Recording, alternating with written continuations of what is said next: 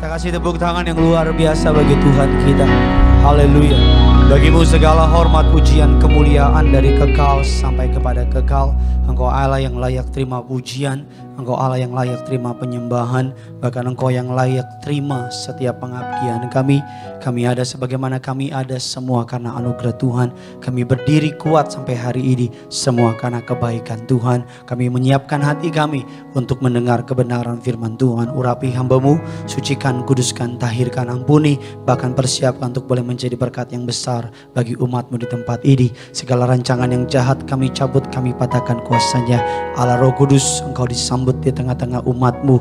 Berbicaralah melalui hamba-Mu. Lidah bibir perkataan hamba-Mu disucikan, dikuduskan, dipakai untuk menjadi berkat yang besar.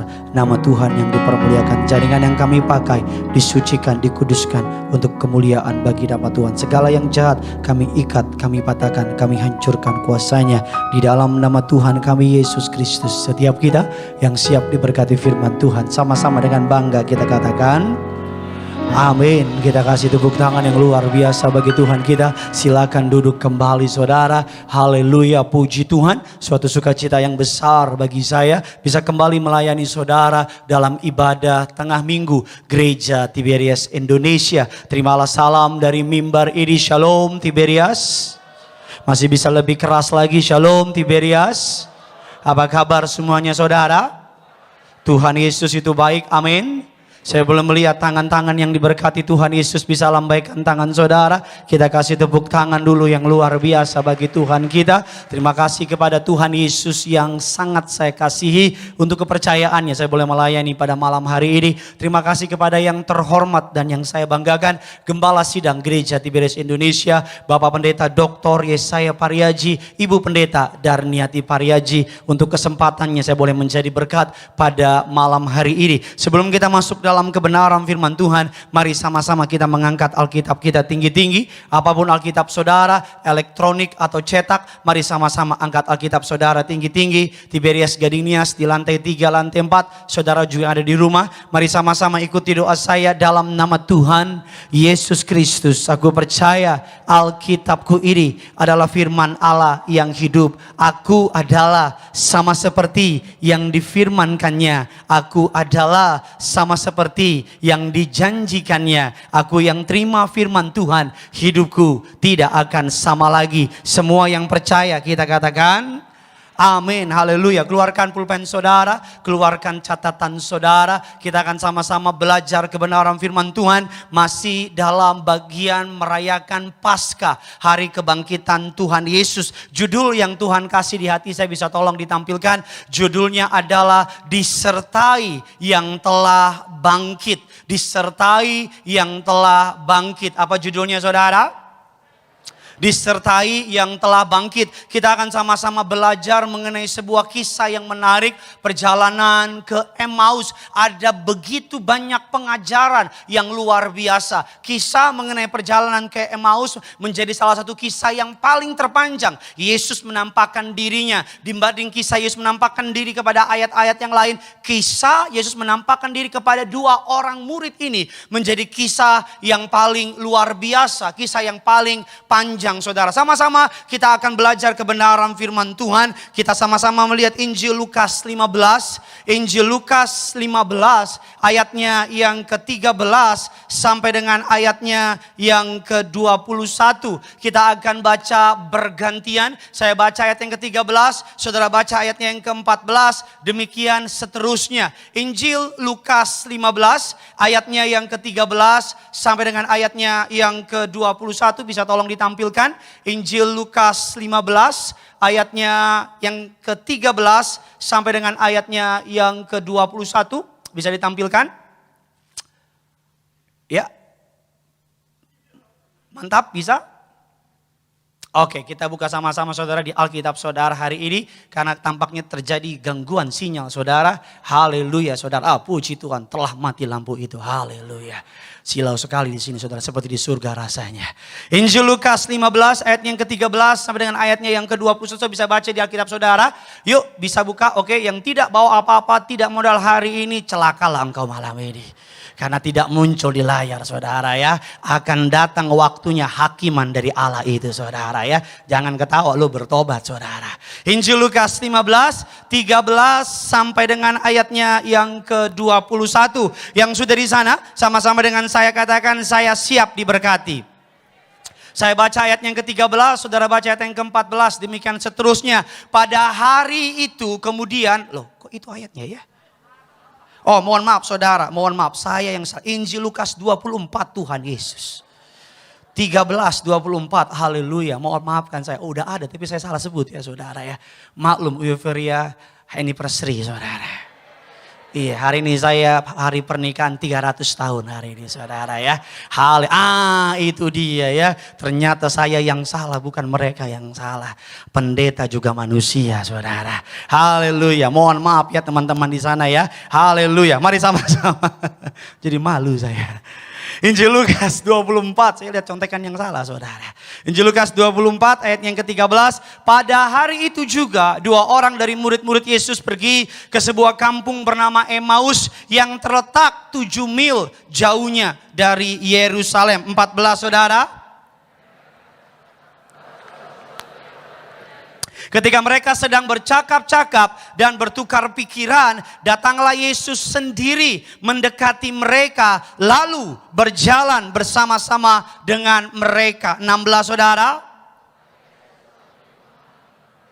Sehingga mereka tidak dapat mengenal dia. 17, Yesus berkata kepada mereka, apakah yang kamu percakapkan sementara kamu berjalan? Maka berhentilah mereka dengan muka muram. 18 saudara, seorang menjawab, adakah engkau yang tidak tahu apa yang terjadi di situ pada hari? Ayat 19 katanya kepada mereka, apakah itu? Jawab mereka, apa yang terjadi dengan Yesus orang Nazaret? Dia adalah seorang nabi yang berkuasa dalam pekerjaan dan perkataan di hadapan Allah dan di depan seluruh bangsa kami. 20 saudara.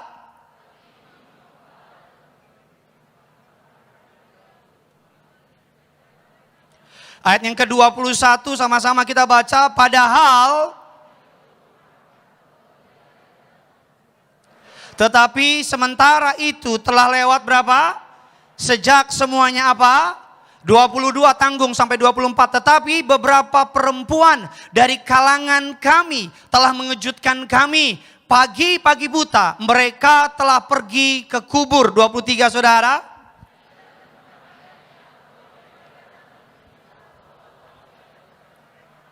Ayat yang ke-24 sama-sama kita baca.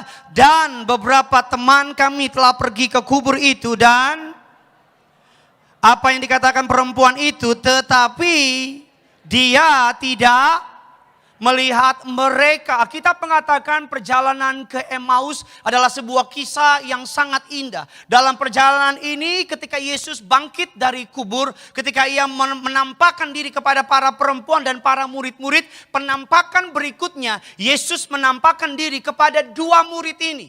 Alkitab katakan 2 murid ini bukan termasuk dalam 12 rasul. Alkitab katakan 2 murid ini bukan termasuk dalam bilangan rasul yang utama. Bahkan Alkitab mengatakan 2 murid ini menuju ke kampung halaman.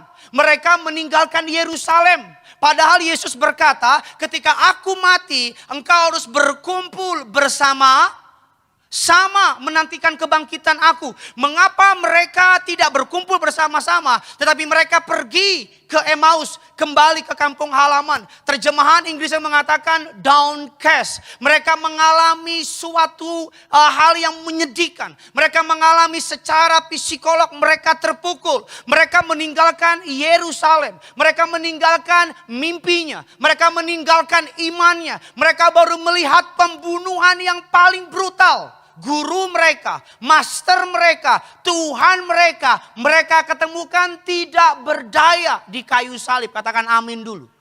Alkitab katakan mereka mengalami kekecewaan. Alkitab mengatakan mereka kembali ke kampung halaman. Alkitab mengatakan mereka meninggalkan Yerusalem. Fakta yang menarik saya mau bilang sama saudara, sekalipun mereka bukan rasul utama, sekalipun mereka bukan Petrus, Yohanes dan teman-temannya, tetapi sekalipun mereka tidak dikenal, Alkitabnya menyebut namanya Kleomas, dan satu lagi tidak direkod oleh Alkitab. Tetapi sekalipun di mata manusia mereka bukan murid penting, mereka bukan murid utama, mereka bukan murid yang terkenal, tapi dua orang yang kecewa ini ketika Yesus bangkit dari kematian, Yesus mengejar mereka. Saya mau bilang sama saudara, kalau saudara kecewa sama Tuhan, it's okay. Kalau saudara marah sama Tuhan, bagi saya secara manusia wajar. Kalau saudara dalam keadaan tertekan, nangis gak apa-apa. Kecewa is okay sementara. Saudara boleh sedih gak apa-apa, teriak boleh. Tapi jangan pernah tinggalin Tuhan. Saya ulang sekali lagi, nangis boleh, teriak boleh, berlutut boleh, hancur hati boleh. Tapi jangan pernah tinggalin Tuhan. Dua murid ini sekalipun tidak ternama, tapi Tuhan kejar dia. Siapapun saudara hari ini, kalau engkau kecewa dan engkau mau cari Tuhan, Tuhan akan kejar saudara. Siapapun saudara hari ini, saudara yang sedang down, saudara yang sedang sedih, saudara yang sedang don't know what to do, saudara yang sedang melihat mimpimu hancur berkeping-keping. Dua murid ini bukan murid ternama loh saudara. Saya nggak heran kalau Yesus mengejar Thomas karena salah satu dari rasul. Saya nggak heran kalau Yesus mengejar Yohanes karena salah satu dari inner circle. Tetapi saya cukup heran ketika Yesus bangkit dari kematian setelah menampakkan diri kepada para perempuan dan para murid. Yang pertama Yesus kejar dua orang yang tidak dikenal ini. Di hadapan kerajaan Allah, siapapun saudara, engkau penting bagi Tuhan. Di hadapan kerajaan Allah, ketika engkau sedang kecewa, engkau boleh nangis. Saya ulang sekali lagi, engkau boleh tersungkur, engkau boleh berteriak. Tapi saya mohon sebagai hamba Tuhan, jangan pernah tinggalin Tuhan. Jangan pernah tinggalin Tuhan. Jangan pernah tinggalin persekutuan. Sekalipun saudara belum dapat jawaban doa, jangan pernah berhenti ke gereja. Sekalipun saudara belum melihat pertolongan dari Tuhan, jangan pernah tinggalkan jam doa malam saudara. Sekalipun saudara baru dihajar kekecewaan, jangan pernah berhenti ke gereja. Karena kesengsaraan kita katakan yang pertama menimbulkan ketekunan. Dan yang kedua menimbulkan pengharapan yang tidak mengecewakan. Saya ulang sekali lagi, kesengsaraan di dalam Tuhan, kalau engkau datang sama Tuhan, marah boleh. Kecewa boleh, hancur hati boleh, nangis berurai air mata, sampai ingus sama air mata gak bisa dibedain, gak apa-apa. Gak apa-apa, tapi jangan pernah tinggalin Tuhan. Jangan pernah, karena kesengsaraan menimbulkan tahan uji. Dan kesengsaraan kedua menimbulkan pengharapan, dan pengharapanmu di dalam Yesus tidak akan pernah mengecewakan. Saya ulang sekali lagi, kesengsaraan menimbulkan tahan uji. Dan tahan uji akan menuntun kita kepada pengharapan. Dan pengharapanmu di dalam Tuhan tidak akan pernah mengecewakan. Saya ulang sekali lagi, kesengsaraan menimbulkan tahan uji. Dan tahan uji menimbulkan pengharapan. Dan pengharapanmu di dalam Tuhan tidak akan pernah mengecewakan. Saya ulang sekali lagi, kesengsaraan menimbulkan tahan uji. Dan tahan uji, dan ketika engkau membawa tahan uji ke dalam Tuhan akan menimbulkan pengharapan. Dan pengharapanmu di dalam Tuhan tidak akan pernah mengecewakan. Kasih kemuliaan buat Tuhan kita. Amin. Dua murid ini mengalami kekecewaan. Dia tinggalin Yerusalem, padahal Tuhan bilang jangan tinggalin Yerusalem. Dua murid ini meninggalkan persekutuan. Dua murid ini tidak ternama, tapi Tuhan kejar. Tuhan kejar. Anakmu yang hari ini jauh dari Tuhan, sekalipun dia bukan orang yang pintar-pintar amat, tapi kalau engkau bawa dalam doa, Tuhan kejar anak saudara.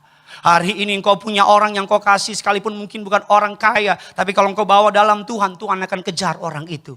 Siapapun saudara di hadapan Tuhan hari ini, berdoa buat suamimu, Tuhan kejar suami saudara. Berdoa buat istrimu, Tuhan kejar istri saudara. Berdoa buat anakmu, Tuhan kejar anak saudara. Tidak ada yang tidak terlalu penting di mata Tuhan. Selama dia manusia, selama dia jiwa, Tuhan akan selamatkan orang tersebut. Katakan amin.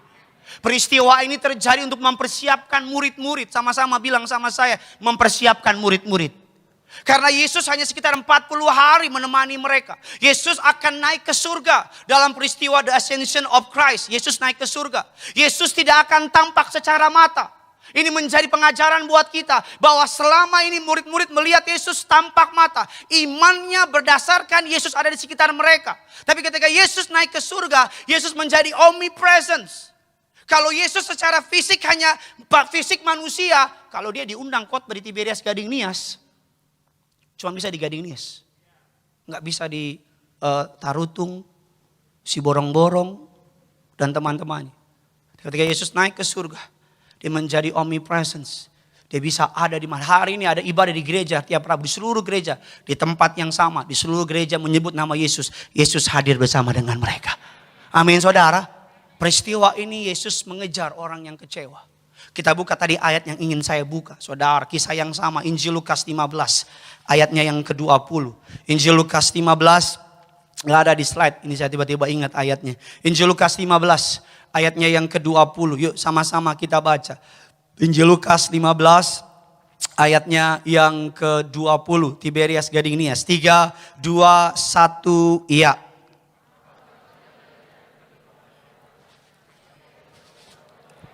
Lalu tergerak hatinya oleh ayahnya itu, berlari mendapatkan dia, lalu merangkul dan mencium dia. Saya ulang sekali lagi, murid-murid meninggalkan Yerusalem, murid-murid meninggalkan persekutuan, murid-murid pergi dalam keadaan kecewa. Di mana Injil diberitakan sifat yang sama dari Bapamu di surga, sama responnya. Ketika anak hilang ini pergi kembali dalam keadaan berdosa, bapak ini menunggu di depan pintu rumahnya. Bapak ini menunggu, menanti kapan anaknya itu pulang.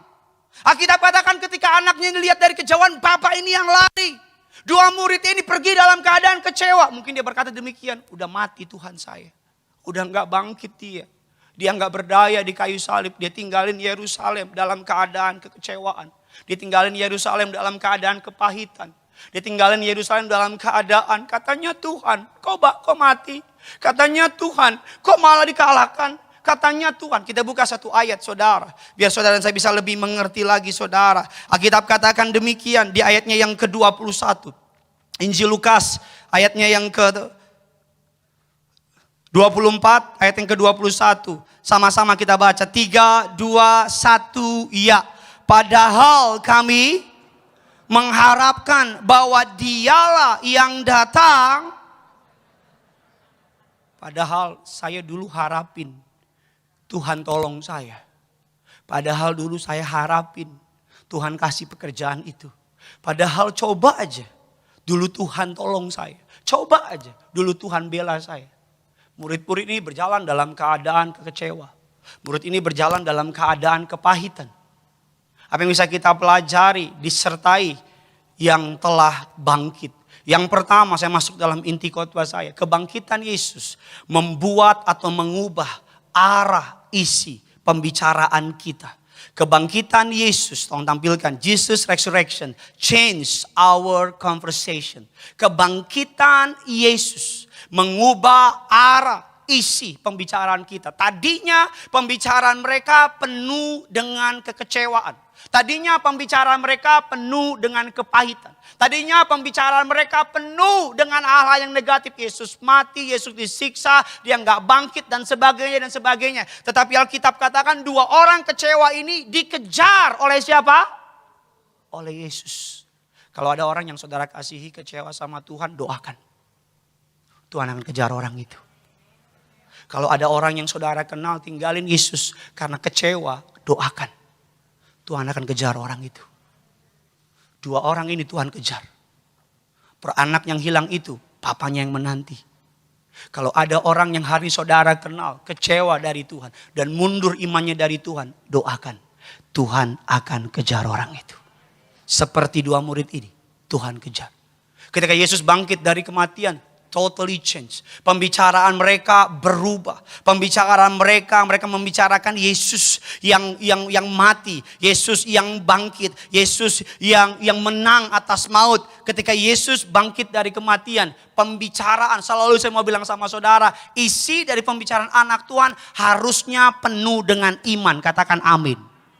Isi pembicaraan anak Tuhan dalam rumah tanggamu. Isi pembicaraanmu dengan firman, dengan iman, dengan keyakinan. Dalam keadaan ketakutanmu, isi pembicaraanmu dengan perkataan firman. Katakan amin. Jangan isi pembicaraanmu. Mereka tadi berjalan dalam keadaan kecewa. Meninggalkan Yerusalem. Meninggalkan panggilan mereka sebagai pengikut Yesus. Dalam keadaan kecewa mereka bicarakan kekecewaan mereka. Di tengah jalan Yesus masuk dalam pembicaraan mereka. Dan ketika Yesus masuk dalam pembicaraan mereka, Alkitab katakan apa? Mereka mulai membicarakan tentang Yesus yang mati, Yesus yang menang atas maut, dan Yesus yang bangkit dari maut. Katakan amin. Apapun keadaan saudara hari ini, apapun saudara sedang bicarakan, mulai ubah. Ketika engkau mengubah caramu berkata-kata, maka engkau akan mengubah dunia saudara. Ketika saudara mulai mengubah perkataan yang baik, mulai menyampaikan perkataan firman, sebecanda apapun jangan sampai ada kata-kata melemahkan iman di situ. Seburuk apapun mulai bicarakan Yesus yang bangkit, bukan Yesus yang mati. Bicarakan dalam bisnismu, Yesus yang telah mengalahkan maut, katakan amin. Alkitab katakan saudara, ketika mereka, kita sama-sama lihat dulu saudara. Ayatnya firman Tuhan, kita lihat firman Tuhan dari ayatnya yang ke-23. Injil Lukas 24 ayatnya yang ke-23. Kita sama-sama baca 3, 2, 1 ya. Dan mayatnya lalu mereka datang dengan berita bahwa telah kelihatan kepada mereka malaikat-malaikat yang mengatakan bahwa ia hidup. Dua orang yang kecewa ini dikejar oleh Tuhan. Dua orang yang meninggalkan Yerusalem ini Tuhan kejar. Dua orang yang bukan orang penting ini Tuhan juga kejar. Tuhan tidak melihat harta saudara, bahkan Tuhan tidak peduli pendapatan saudara. Kalau engkau memang anaknya, kalau engkau pernah percaya kepadanya, dia akan kejar saudara. Hari ini engkau yang kecewa sama Tuhan. Hari ini engkau yang mempertanyakan Tuhan. Seringkali begitu kan. Dalam perjalanan kita ikut Tuhan. Kita mempertanyakan Tuhan. Tuhan, kenapa Tuhan gak tolong? Kenapa Tuhan gak bela? Saya mau bilang sama saudara, jangan minta penjelasan sama Tuhan. Tapi minta pimpinan sama Tuhan. Saya ulang sekali lagi, dalam menjalani imanmu sama Tuhan. Kalau engkau dalam perjalanan iman, jangan minta penjelasan. Karena seringkali Tuhan jelasin nanti di ending. Tapi minta pimpinan sama Tuhan. Minta apa? Pimpinan. Saudara gak ngerti, it's okay. Karena tidak semua harus dijelaskan. Minta pimpinan. Tuhan, walaupun saya gak ngerti, pimpin saya. Tuntun saya. Karena dalam perjalanan saudara ikut Tuhan, saudara akan mulai melihat ending dari perjalanan saudara. Seperti Emmaus ini. Berangkat dengan kekecewaan, kembali dengan membawa sukacita. Kasih kemuliaan buat Tuhan kita. Yang kedua, apa yang kita bisa pelajari kebangkitan Yesus mengubah arah pembicaraan kita mulai hari ini. Pembicaraan saudara mulai bicarakan perkataan-perkataan yang baik. Mulai bicarakan isi kebenaran firman Tuhan. Di tengah berita yang buruk dunia, di tengah kabar buruk yang menguasai dunia. Mulai. Para murid tadinya mereka bicara tentang kematian Yesus. Mereka bicara mengenai kebrutalan pembunuhan Yesus. Mereka bicara mengenai hal yang buruk ketika Yesus datang di tengah-tengah mereka. Pembicaraan mereka menjadi berubah. Saya pernah ikut acara reuni akbar SMP dan SMA. SMP saya datang, SMA saya datang. Setiap kali saya datang karena mereka udah dengar Gideon Simanjuntak alias Bontot Tanaka jadi pendeta. Bagi mereka Gideon jadi pendeta berarti Tuhan sudah mau datang. Karena mereka tahu model kayak Gideon, ngomong-ngomong saya SMA, ketua OSIS. Gak penting sih tapi ya lumayan lah. Ada pencapaian dikit lah gitu. Ya saudara, ketika saya datang mereka lagi ketawa-ketawa ngomong yang jorok-jorok, yang ngaco-ngaco. Ketika saya datang di tengah-tengah mereka bilang, ada pendeta. Mereka ngomong ada pendeta kayak saya budek gitu. Dan mulai mereka ngomong hal-hal rohani. Saya mau bilang anak Tuhan harusnya begitu. Jangan saudara datang malah saudara yang cerita paling jorok. Wah gue seneng nih, ini biangnya joroknya ya sini. Saya datang di acara SMA juga demikian. Ketika saya datang mereka bilang, ada pendeta. Saya mau bilang sama saudara, mulai hari ini Yesus sudah bangkit. Saya teringat istri Martin Luther King. Saudara Martin Luther, bukan Martin Luther King, Martin Luther.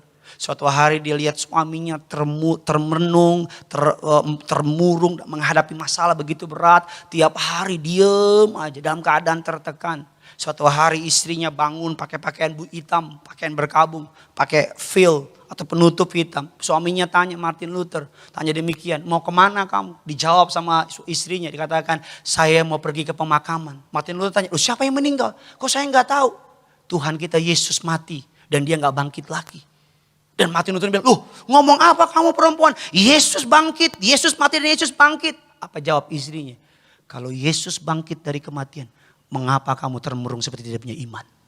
Dengar gitu, suaminya kaget. Memang kadang-kadang perempuan kalau ngomong setajam silet memang kadang. Iya kadang-kadang memang. Kalau istri lagi dihinggapi Roh Kudus, perkataannya kayak Yesus sendiri yang ngomong. Tapi kalau lagi kuasa gelap,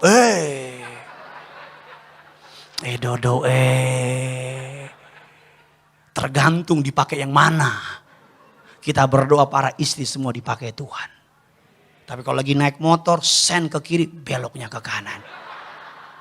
Hanya wanita. Makanya nama-nama badai di dunia, badai semua. Badai Irma, badai Ruth. Kenapa nama-nama badai nama perempuan? Karena kalau perempuan udah ngamuk ngeri. Nggak ada badai Gideon, nggak ada saudara. Yang kedua kita cepat saja. Ketika kita bicara mengenai disertai oleh yang telah bangkit. Di perjalanan Yesus. Yesus mengejar yang kecewa, yang meninggalkan dia. Yesus bangkit, pertama setelah bertemu dengan para murid. Dia kejar dua orang itu. Dia kejar. Engkau yang pernah ikut Tuhan. Tuhan gak akan lepasin saudara. Engkau yang sudah cinta Tuhan. Engkau boleh mundur sesaat tapi Tuhan akan kejar, tangkap saudara. Karena baginya engkau anak dan dia bapak. Gak ada anak yang kau leren kemana bapaknya gak cari. Kecuali bapaknya gila ya. Tapi bapamu di surga akan cari saudara. Katakan amin. Yang kedua kebangkitan Yesus. Dikatakan demikian. Ketika Yesus bangkit dari kematian. Kita baca firman Tuhan ayat yang ke-25. Ini ayatnya cukup banyak saudara. Sampai ayatnya yang ke-44. Kita akan sedikit Bible study saudara. Saya lihat yang ke-25 saudara. Yang ke-26 demikian. Lalu ia berkata kepada mereka. Hai kamu orang bodoh. Betapa lambannya hatimu. Sehingga kamu tidak percaya segala sesuatu yang telah dikatakan para nabi. 26 saudara. Bukankah? Lalu ia menjelaskan kepada mereka apa yang tertulis tentang dia dalam seluruh kitab suci. Mulai dari kitab Musa dan segala kitab nabi-nabi. 28 saudara, mereka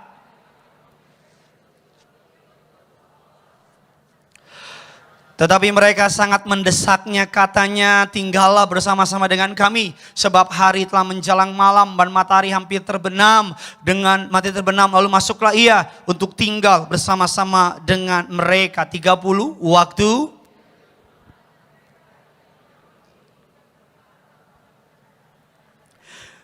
Ketika itu terbukalah mata mereka dan mereka pun mengenal dia. Tetapi dia lenyap dari tengah-tengah mereka. 32 saudara. Ketika ia berbicara dengan kita di tengah jalan dan ketika ia kitab suci kepada, lalu bangunlah mereka dan terus kembali ke Yerusalem. Di situ mereka mendapati ke-11 murid. Mereka sedang berkumpul bersama-sama dengan teman-teman mereka. 34 saudara.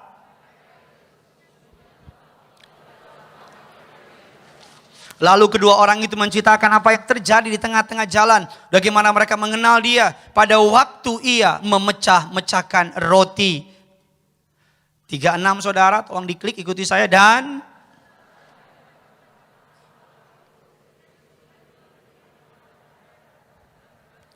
damai sejahtera, mereka terkejut dan takut dan menyangka bahwa mereka melihat hantu. 38 saudara.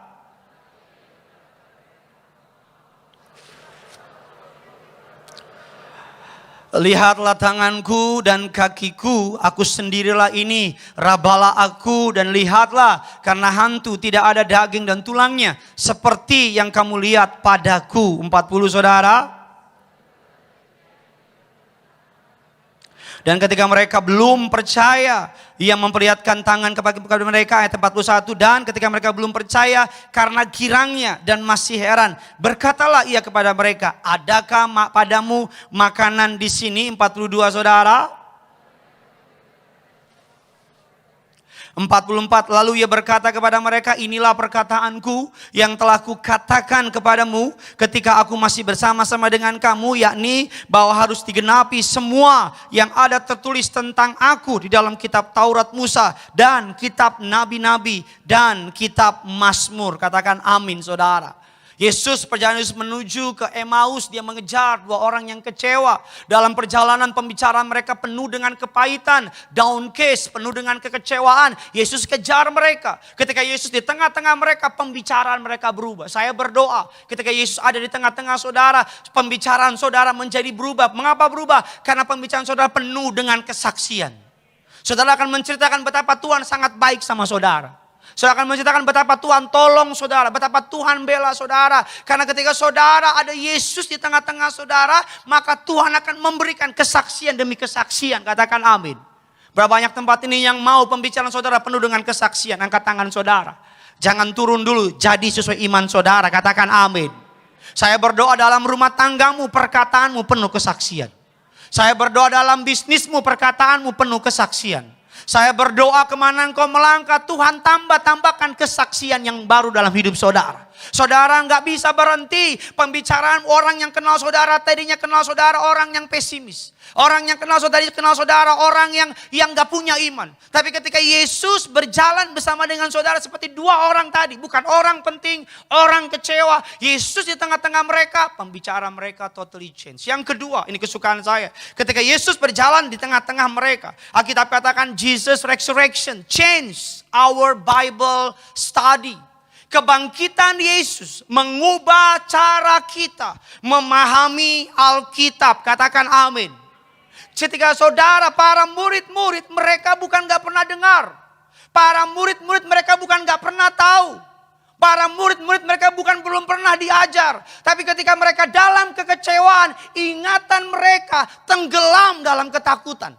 Ada banyak orang Kristen bukan gak tahu firman. Tetapi ketika mereka takut, ketika mereka kecewa, ketika mereka khawatir, firman itu tenggelam, dimakan oleh ketakutan mereka. Ini yang terjadi dengan para murid dua orang ini. Ketika mereka dalam kekecewaan, isi pembicaraan mereka negatif. Ketika Yesus datang di tengah-tengah mereka, pembicaraan mereka berubah. Saya berdoa ketika Tuhan ada di tengah saudara, pembicaraanmu akan penuh berubah. Dan yang kedua, mereka tidak mengerti. Alkitab katakan di ayatnya yang ke-25. Lalu ia berkata kepada mereka, hai kamu orang bodoh, betapa lambannya hatimu. Sehingga kamu tidak percaya segala sesuatu yang telah dikatakan para. Bilang kiri kanan saudara, jangan jadi kayak orang bodoh. Saya bayangin ya, kita lagi jalan berdua. Tiba-tiba ada orang asing datang dan tiba-tiba ngomong, hai orang bodoh. Saya bayangin kalau itu orang Batak, orang Ambon, orang Manado. Main. Bayangin orang asing out of nowhere gabung sama mereka. Mata mereka tertutup, gak bisa melihat Yesus. Karena kekecewaan lebih besar daripada Yesus. Tiba-tiba mereka cerita tentang Yesus. Yesus mati, disalibkan, dibunuh secara brutal. Padahal kami berharap dia menyelamatkan kami. Dan tiba-tiba Yesus bilangin orang asing itu bilang, hai orang bodoh. Hai kamu orang bodoh, betapa lambannya hati kamu. Saya mau bilang sama saudara, makanya ikut Tuhan. Kalau baper gak lihat mukjizat. Ikut Tuhan kalau sensitif nggak lihat mukjizat. Ikut Tuhan kalau dikit-dikit nyerah nggak akan lihat mukjizat. Ikut Tuhan harus kuat, harus tahan uji, katakan amin. Ikut Tuhan harus apa? Kalau hari doamu belum dijawab, besok dijawab. Kalau besok nggak dijawab, besoknya lagi dijawab. Besoknya lagi dijawab, pokoknya endingnya pasti dijawab. Saya bayangin kalau dua orang ini bilang, hai orang bodoh, kurang ajar lu. Nyokap gue sekolah gue tinggi-tinggi gak murid langsung pergi. Ada banyak loh jemaat Tuhan, padahal Tuhan mau kasih mukjizat. Datang ke gereja, pendeta tegur dikit, jangan begini. Marah, keluar. Sayang, iblis yang menang, dia yang kalah. Jangan buat ini, nih pendeta tahu apa, keluar. Kecewa, makanya kalau ke gereja, jabatanmu taruh di luar. Makanya kalau ke gereja, hartamu, uang saudara, bukan taruh di luar, hilang kau di luar. Jangan salah paham maksud saya. Di sini engkau kaya, miskin, educated, non-educated, rendahkan hatimu. Tugasmu cuma doa agar pendeta yang pegang mic diurapi oleh Tuhan. Agar kata kalimatnya berbicara buat saudara. Masuk ke gereja bilang ini, Tuhan saya mau diajar. Tuntun saya. Pakai pendeta ini. Lidah bibirnya pakai. Untuk jadi berkat buat saya. Ada banyak jemaat Tuhan. Karena kecewa. Ditegor sama pendetanya, lari dari gereja. Dengar firman Tuhan keras dikit, lari dari gereja. Dengar firman Tuhan, marwah, khotbahnya keras tentang kekudusan. Jangan begini. Langsung keluar. Saya mau bilang sama saudara, orang ini dibilang sama Yesus, hai kamu orang bodoh. Ini orang-orang Yahudi yang terkenal tegar tengkuk. Ini orang Batak, orang Ambon, orang Manado, ini Yahudi di atas ini. Ini lebih bayangin. Yesus aja disalib sama dia, ya ampun. Orang Batak ketemu pendeta mau copet, pendetanya kok nggak jadi, maaf. Iya, orang Ambon, orang Manado dengar pendeta, ini Yesus disalib sama Yahudi. Dikatakan, hai kamu orang bodoh. Dia nggak marah. Bahkan di ayat selanjutnya dikatakan, diajak untuk makan, tinggal bersama-sama. Kalau hari ini kau dengar firman Tuhan yang keras, lerakan hatimu. Kalau hari ini pendeta bilang bertobat, jangan marah, relakan hatimu.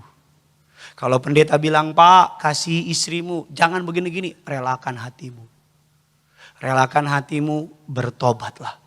Kalau engkau merelakan hatimu dan mau bertobat, Tuhan akan mengasihi engkau lebih dan lebih lagi.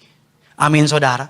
Pemahaman mereka mengenai Alkitab berubah. Bagaimana mereka mengalami pemahaman Alkitab yang berubah? Alkitab katakan yang pertama, mereka mengalami pemahaman Alkitab yang berubah dalam Injil Lukas 24. Kita cepat, Injil Lukas 24 ayatnya yang kedua dan ayatnya yang kelima. Yuk sama-sama kita baca. 3, 2, 1 ya. Mereka mendapati batu sudah terguling dari kubur itu. Dan setelah mereka masuk, mereka tidak menemukan mayat Tuhan Yesus. Sementara mereka termanggu-manggu karena hal itu tiba-tiba. Dan mereka memakai pakaian yang berkilauan. Ayat yang kelima sama-sama kita baca dengan semangat. Mereka sangat ketakutan dan menundukkan kepala. Tetapi kedua orang itu berkata kepada mereka, mengapa kamu mencari dia yang hidup di antara orang mati? Ada banyak orang ke gereja masih cari Yesus yang mati. Ada banyak orang ke gereja masih cari Yesus yang mati. Cari Yesus yang telah mengalahkan kematian. Katakan amin. Yesus hidup. Bilang kiri kanan saudara, Yesus hidup. Bilang sama yang baru ngomong, pengharapanmu juga hidup. Amin saudara. Yang kedua dikatakan di ayat yang ke-29. Tetapi mereka sangat mendesaknya.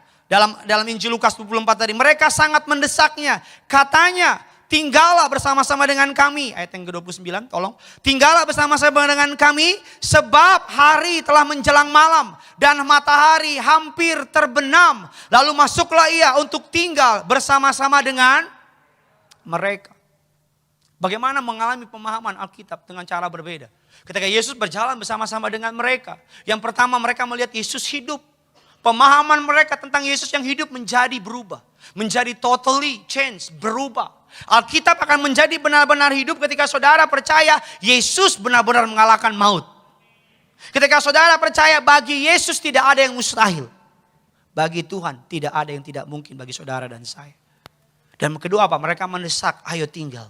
Ayo sama-sama dengan kami. Ayo sama-sama. Ayo bareng-bareng. Dan yang terakhir dikatakan demikian ayat yang ke-30.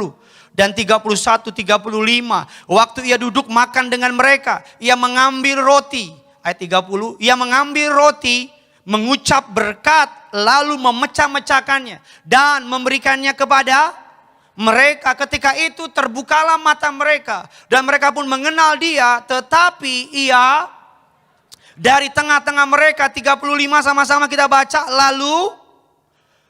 Lalu kedua orang itu pun bagaimana mereka mengenal dia pada waktu ia memecah-mecahkan roti. Bagaimana memahami firman Tuhan secara berbeda. Para murid memahami firman Tuhan secara berbeda. Para murid mengalami Bible study yang paling lengkap. Saya berharap ada di situ.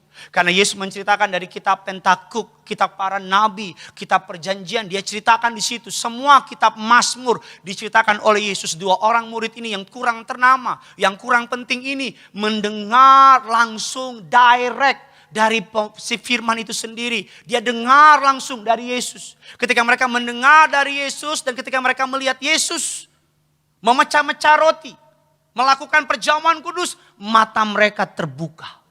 Sama-sama bilang sama saya, ketika saya melakukan perjamuan kudus, mata saya melihat Yesus. Amin. Ketika engkau melakukan sakramen perjamuan kudus, tubuh dan darah Yesus, Alkitab katakan ketika mereka melihat ia memecah-mecah roti, maka Alkitab katakan dia melihat, mereka memahami. Dikatakan lalu kedua orang itu menceritakan apa yang terjadi dengan mereka, bagaimana mereka mengenal dia pada waktu ia memecah-mecahkan roti. Mengapa Tiberias dikenal? Mengapa pelayanan Tiberias penuh kuasa? Mengapa ada banyak orang hari-hari ini datang cari pelayanan Tuhan di gereja Tiberias? Karena di Tiberias kita memecah-mecah roti. Kita nanti akan terima tubuh darah Yesus. Kita akan nanti terima Yesus sendiri bersatu dalam saudara. Saudara dalam Yesus tak terpisahkan. Katakan amin. Ketika saudara memecah-mecah roti, melihat memecah-mecah roti, para murid matanya terbuka. Mereka yang tadinya kecewa, mereka yang pembicara mereka penuh dengan kepahitan, mereka yang downcast, mereka yang pulang kampung, tinggalin Yerusalem, mereka berubah pembicara mereka. Mereka membicarakan Yesus yang mati, Yesus yang bangkit. Di tengah perjalanan Yesus memberitakan tentang Injil, tentang mereka, kitab Pentakub, kitab Mazmur, kitab para nabi. Yesus ajarin sendiri, mata mereka terbuka ketika mereka melihat Yesus memecah roti. Kemarin minggu lalu, 2 minggu lalu ada baptisan. Banyak sekali bukan orang Kristen yang dibaptis. Banyak sekali. Dari Bani Kedar, para penyembah berhala. Dari orang-orang bukan Kristen. Live streaming ini secara materi mungkin menutup gereja. Tetapi dalam segi yang lain banyak orang di luar Kristen iseng lihat YouTube dan lihat Tiberias, mereka nonton tanpa terasa udah setahun mereka nonton. Ketika dengar baptisan, mereka baptis. Dan mereka terima Yesus.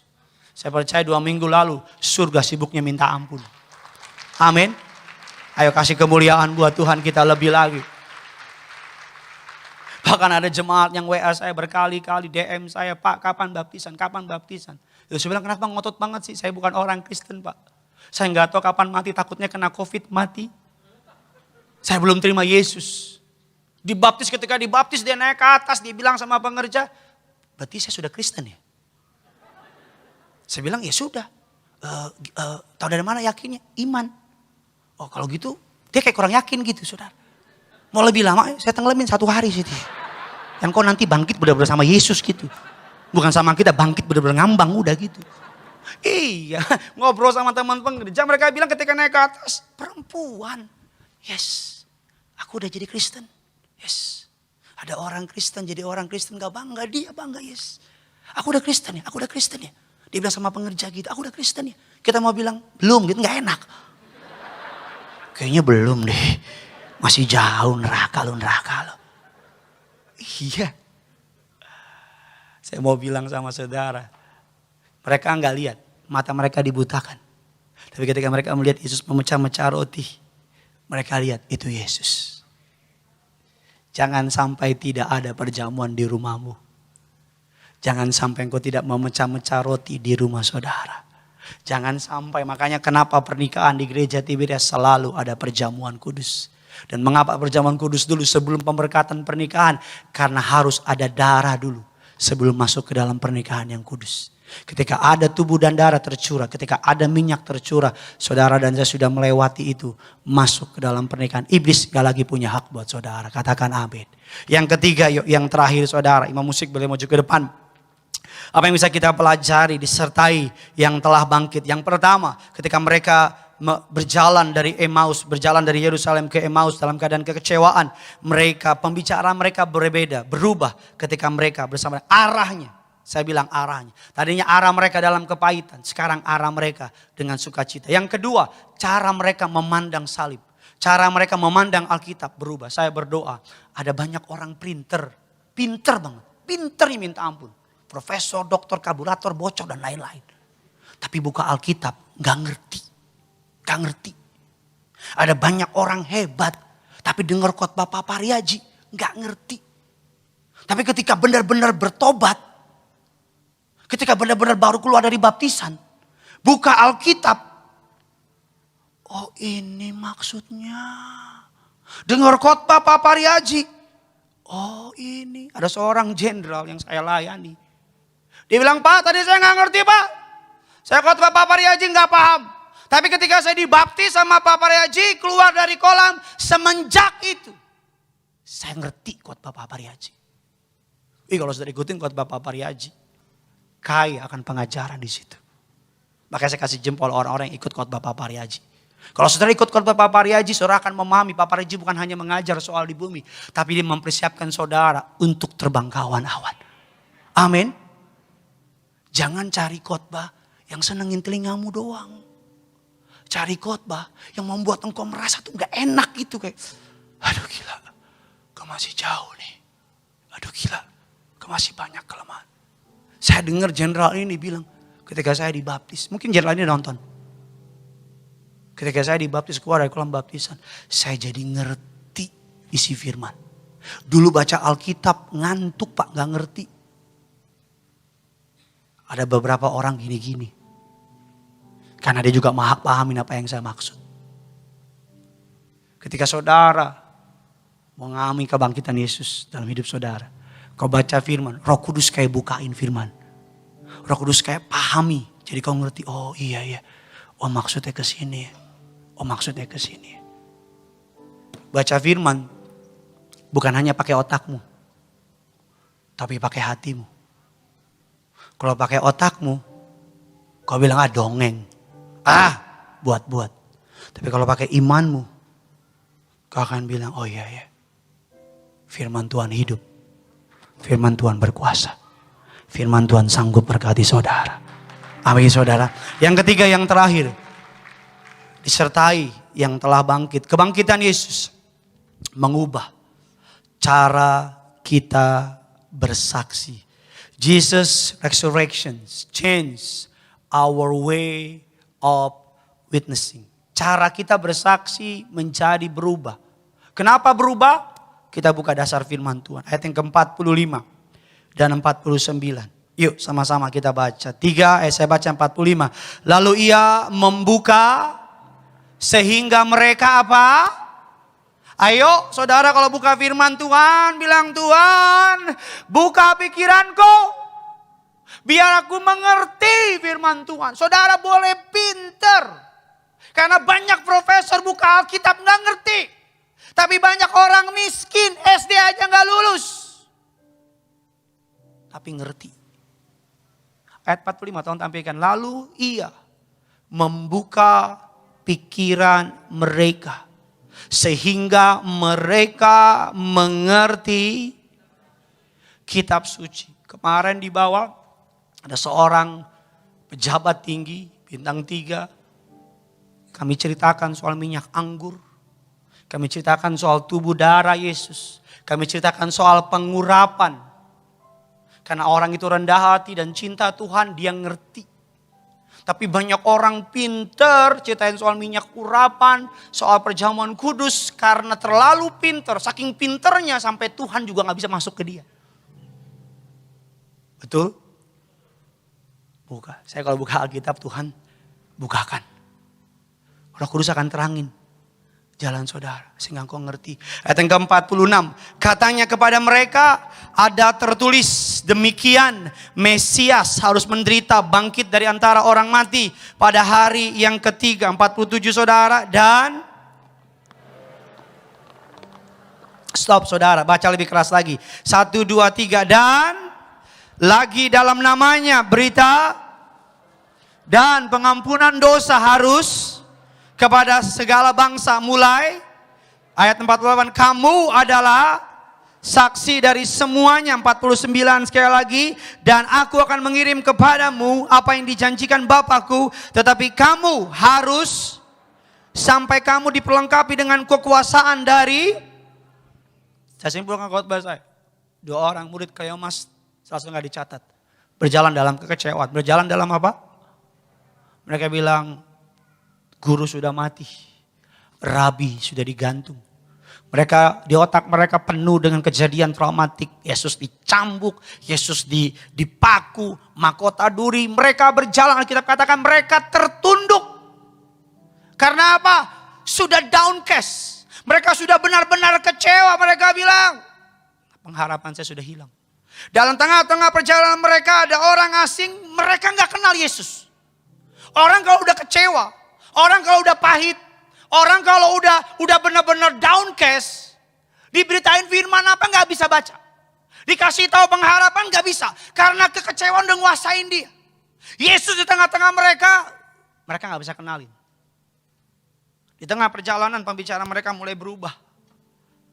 Karena Yesus ajarin mereka tentang kematian, kebangkitan, dan hidup. Di tengah-tengah perjalanan Yesus buka pikiran mereka. Mereka jadi ngerti tentang Injil. Kitab Pentakuk, Kejadian, Ulangan sebagai mereka mulai mengerti. Mereka mulai paham, oh begini. Mereka dibukakan tentang kitab Mazmur, kitab para nabi-nabi besar, nabi-nabi kecil. Mereka jadi paham. Ketika mereka melihat Yesus memecah-mecah roti. Mereka jadi ngerti. Oh mungkin saya bayangin jadi kalau mas ya. Kalau mas colek temennya gitu. OMG. Itu Yesus. Ketika mereka saat itu Yesus hilang. Dari Yerusalem ke Emmaus 11 km. Berapa? Sampai mereka lihat Yesus hilang. Saking sukacitanya balik lagi. Hari itu belum ada Gojek. Belum ada LRT, MRT. Belum ada kendaraan. Enggak, kita melalui kayak mas. Buka aplikasinya. Langsung Sherlock dijawab sama abang Gojeknya. Sesuai aplikasi kan mas? Lalu mas saya bilang jangan lupa bintang 5. Gak ada. Orang kalau lagi sukacita dengar kabar sukacita. Secapek apapun bangkit. Lari lagi. Dia ketok rumah Petrus dan lain-lain. Yesus hidup. Yesus bangkit. Tadi aku ketemu sama dia di jalan. Aku dalam kepahitan, dalam kekecewaan. Aku lihat ketika dia memecah-mecah roti, melakukan perjamuan. Dia Yesus yang hidup. Ketika mereka lagi kumpul. Ini semua rosa. Rombongan sakit hati kumpul semua di situ. Iya. Dengar ya. Imanmu belum benar-benar bertumbuh. Ketika engkau benar-benar melewati satu titik dalam hidupmu. Hancur banget. Rata sama tanah. Udah gak mampu lagi berharap karena saking kecewanya engkau. Itu yang sedang dialami oleh murid-murid. Di tengah-tengah mereka Yesus hadir. Yesus bilang gini. Mereka bilang gini. Hantu. Untung Yesus baik hati loh. Kalau Yesus modelnya orang Batak kayak saya. Yesus bilang, Babami. Itu Yahudi kuno. Pak. Yesus bilang. Bahkan Yesus bilang ini. Adakah padamu makanan lauk pauk? Saya yakin itu pasti yang dikeluarin. Babi panggang itu ada guru ini. Ada andaliman. Ada nasi putih hangat. Ikan teri ada ikan teri. Daun singkong. Yesus lupa cuci tangan dulu. Yesus bilang, mantap kali. Yesus makan. Yang terakhir, berita tentang pertobatan. Pengampunan dosa. Harus disampaikan, ayat 47. Dan lagi, dalam namanya, berita tentang pertobatan. Pengampunan dosa. Harus disampaikan kepada segala bangsa. Mulai dari Gading Nias lantai 3, lantai 4. Sampai seluruh kelurahan, kecamatan, kabupaten, kota, desa. Kalau istilahnya ayat ini pakai kekinian. Berita tentang pertobatan, pengampunan dosa. Harus disampaikan kepada seluruh aplikasi sosial media. Mulai dari Facebook, Instagram, Twitter, TikTok, apalagi Friendster, Bigo, bodoh, serah. Harus disampaikan. Yesus bangkit dari kematian, model penginjilannya beda. Model penginjilannya sekarang begini. Ayo bertobat. Ada pengampunan dosa bagimu dalam Yesus. Modalnya bukan lagi ngakimin. Modalnya bukan lagi judgmental. Modalnya bukan lagi bilang, wah lo sesat lo ngaco lo, neraka lo. Bukan gitu lagi. Modalnya begini, berita tentang pertobatan. Pengampunan dosa harus disampaikan kepada segala bangsa. Amin. 2 orang yang kecewa dikejar Yesus. Yesus pulihkan mereka. Mereka mengalami sukacita yang penuh. Selamat Hari Paskah. Tuhan Yesus memberkati saudara.